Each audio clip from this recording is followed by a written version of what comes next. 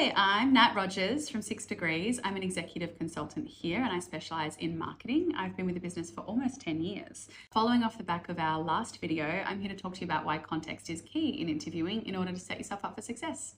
I talk about how recruiting and dating is similar all the time. One thing I say to my candidates is imagine you're talking to someone and they've just said, oh, I went on a date last night. They're telling you something but not really telling you anything at the same time. There's a whole bunch of information before that date happened and a whole bunch of information afterwards that you need to know about. So it's similar to when you're giving examples in an interview. You want to know about the insights that drove that or the opportunity that you identified, as well as what the results are. When it comes to results, people often also don't give themselves the credit in terms of we delivered a 20% increase and we were chasing a target of 10%.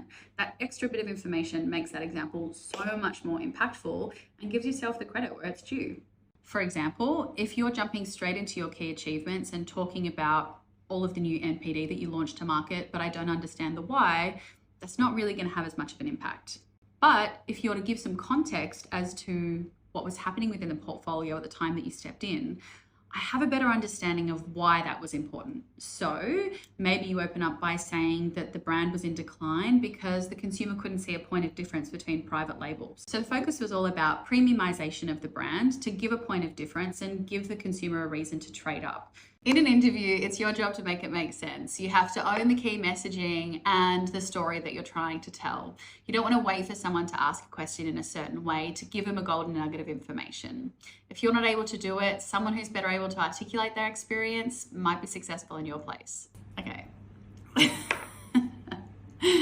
In an interview, it's your job to make it make sense. You have to own the key messaging and the story that you're trying to tell.